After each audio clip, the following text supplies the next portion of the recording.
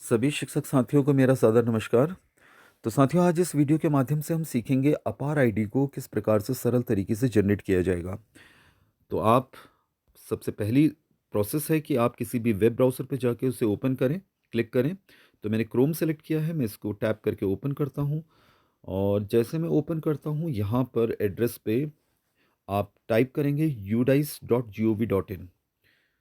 तो यहाँ पर मैंने टाइप किया udice+.gov.in और आपको होम पेज का एड्रेस दिखाई देगा यूडाइस स्टूडेंट मॉड्यूल का। आपने इस पर क्लिक करके इसकी होम पेज को ओपन करना है। इस प्रकार से एक इंटरफेस खुलेगा और आपने क्या करना है, यहाँ सबसे पहले स्टेट को सेलेक्ट करना है। स्टेट को सेलेक्ट करेंगे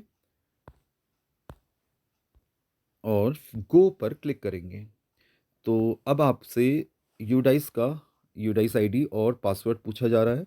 तो यहाँ पर आपका यूडाइस कोड और स्कूल का जो यूडाइस कोड है और पासवर्ड जो है, उसके बाद उसको लॉगिन करेंगे। यूडाइस के आईडी और पासवर्ड को लॉगिन करने के पश्चात हमें इस प्रकार से पेज दिखाई देगा और यहाँ आप देखेंगे रेड कलर से करंट एकेडमिक ईयर जो शो हो रहा है। आपने इस पर क्लिक करना है, इसको ओपन करना है और जैसे ही आप इसे ओपन करेंगे आपको स्कूल की कुछ डिटेल्स दिखाई देंगे। आपने इसे यहाँ जाके क्लोज़ करना है। क्लोज़ करेंगे और लेफ़्ट हैंड साइड में मैं थोड़ा ज़ूम कर रहा हूँ, आप देखेंगे यहाँ पर अपार मॉड्यूल एक नया फ़ीचर ऐड किया है। यही फ़ीचर है जहाँ से आप अपार आईडी को जनरेट करेंगे, लेकिन उस यह प्रक्रिया शुरू करने से पहले आप यह सुनिश्चित कर लें कि जितने भी बच्चे आपके रजिस्टर्ड हैं, उनका आधार वैलिडेट है या नहीं। तो इसको चेक करने के लिए आपने क्या करना है, सबसे पहले आप लिस्ट ऑफ स्टूडेंट्स पर क्लिक करेंगे और आपको एक्टिव स्टूडेंट्स, देखिए यहाँ पे एक्टिव स्टूडेंट्स हैं, आप इस पर क्लिक करेंगे। एक्टिव स्टूडेंट्स पे क्लिक करेंगे जैसे आपने किया और आपको कुछ डिटेल्स पूरी आपको दिखाई दे रही हैं और आपके बिल्कुल राइट हैंड साइड पर आपको आधार की जो स्टेटस है, यानी आधार वैलिडेशन की स्टेटस है, वो दिखाई दे रही है। तो यहाँ पर आप देखेंगे 2-3 यहाँ पर चीज़ें दिखाई दे रही हैं और जैसे आपको देख रहे होंगे कि कुछ चेंजेस हैं, कहीं रेड कलर से शो हो रहा है, कहीं ग्रीन कलर से शो हो रहा है। तो रेड कलर से जहाँ आपको शो हो रहा है, इसका मतलब ये है कि ये वेरिफिकेशन फेल्ड है आधार का, क्योंकि यहाँ पर आधार की जो डिटेल्स हैं और जो आपने स्टूडेंट आपके मॉड्यूल में आपने जो डिटेल्स फीड किए हैं, वो मिसमैच हो रही हैं। अब इसे ठीक कैसे होंगी, ये हम अभी बताएँगे, लेकिन सर्वप्रथम हम देखेंगे कि अपार आईडी को कैसे जनरेट किया जाएगा।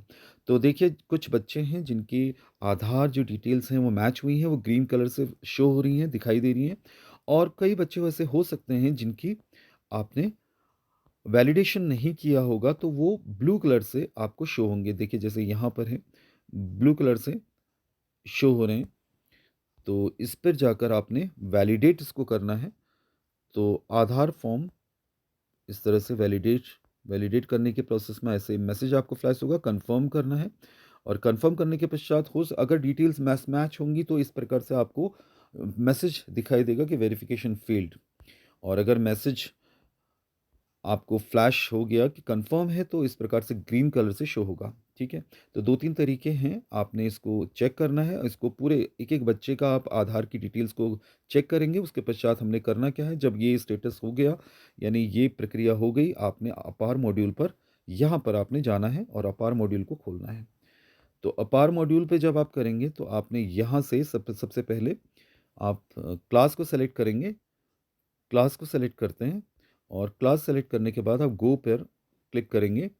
तो यहाँ पर देखिए, मैंने गो पे क्लिक किया है और यहाँ स्टेटस पे आप देखेंगे एक राइट हैंड साइड में, देखिए जो एक्शन में जनरेट ऑप्शन आ रहा है, इस जनरेट पर आपने जनरेट करनी है आईडी।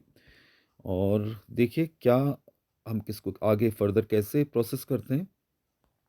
तो मैं किसी बच्चे का यहाँ पर जनरेट करने की कोशिश करता हूँ। तो मैं यहाँ पे जनरेट पे टिक किया और इस प्रकार से एक पेज खुला।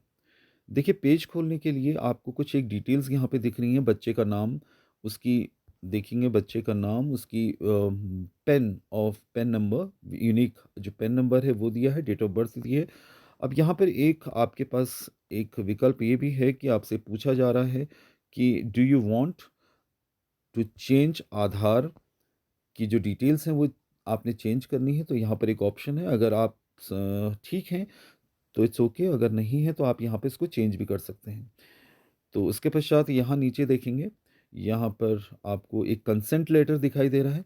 वो कंसेंट लेटर आपने भरना है और आपने यहाँ पे कंसेंट लेटर जो किसके द्वारा, माता-पिता या संरक्षक है, उनके द्वारा भरा जाएगा। तो यहाँ पे आपने उनका नाम टाइप करना है और सेलेक्ट करना है यहाँ पर उनका जो क्या रिलेशन है इनके साथ, बच्चों के साथ, फादर, मदर या लीगल गार्डियन क्या है, और साथ में यहाँ पे उनका जो भी आइडेंटिटी प्रूफ़ वो दे रहे हैं। अब आइडेंटिटी प्रूफ़ के लिए देखिए हम सेलेक्ट करेंगे 5 प्रकार की जो आइडेंटिटी प्रूफ़ है जो माँगी जा रही हैं। आधार, पैन, एपिक, ड्राइविंग लाइसेंस या पासपोर्ट। तो इनमें से कोई सी भी आपकी एक आईडी हो सकती है, आइडेंटिटी प्रूफ़ हो सकती है। आप उसे जो भी नंबर होगा आप उसे उस नंबर पर यहाँ पर उसको फ़ीड करेंगे। तो साथियों यहाँ पर आप देख रहे हैं कि जो पेरेंट है उसका जो मेरे पास डिटेल्स अवेलेबल थी, मैंने उनका नाम और उनका रिलेशन यहाँ टाइप किया और जो मेरे पास आइडेंटिटी प्रूफ़ था मैंने उसे सेलेक्ट करके वहाँ पे उसका नंबर लिखा। अब इसके पश्चात हम यहाँ पर प्लेस लिखेंगे, स्थान, और साथ में डेट को यहाँ पर सेलेक्ट करेंगे। यहाँ पर इस पेज पर हमारे द्वारा स्थान और डेट को सेलेक्ट करने के पश्चात यहाँ consent of the head of the school, यानी सहमति जो विद्यालय का जो प्रमुख हैं उनके द्वारा दी जाएगी। उनका नाम आएगा, आई, जैसा मेरा नाम यहाँ पे फ्लैश हो रहा है, और उसके बाद यहाँ पे सबमिट का बटन है, उसको आपने क्लिक करना है। तो मुझसे जैसे मैंने सबमिट का बटन क्लिक किया, मुझसे पूछा जा रहा है कि आप ये जन अपार आईडी को जनरेट करने के लिए सहमत हैं। तो मैं इसे कंफर्म करता हूँ और कंफर्म करने के पश्चात देखिए प्रोसेस हो रही है, और प्रोसेस होने के बाद आप देख रहे होंगे स्क्रीन पर ये अपार आईडी जनरेट हो चुकी है, यानी ये नंबर मिल चुका है। तो एक सिंपल सा प्रोसेस है जिससे हम सभी बच्चों की अपार आईडी जनरेट कर सकते हैं।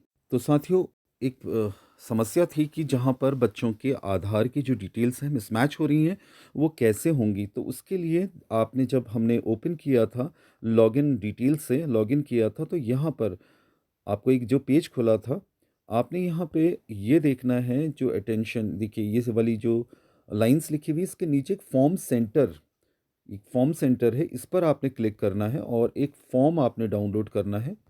और ये फॉर्म आपको दिखाई देगा, देखिए 2 तरह के फॉर्म्स यहाँ पर हैं, और इस फॉर्म में आपको ये पढ़ रहे हैं आप पढ़ सकते हैं इसको कि फॉर्मेट जो स्टूडेंट का एडिशनल है, अगर कोई बच्चा रजिस्टर्ड नहीं हुआ है या छूट गया है 2 से लेकर 12वीं तक, उसके लिए एक फॉर्म है। इस फॉर्म को आप यहाँ से डाउनलोड कर सकते हैं, और जिस फॉर्म में बच्चे की डिटेल्स चेंज होनी है, उसका नाम, क्लास और भी कोई डिटेल्स जो आधार से मिसमैच हो रही हैं, उसके लिए आप ये फॉर्म डाउनलोड करेंगे।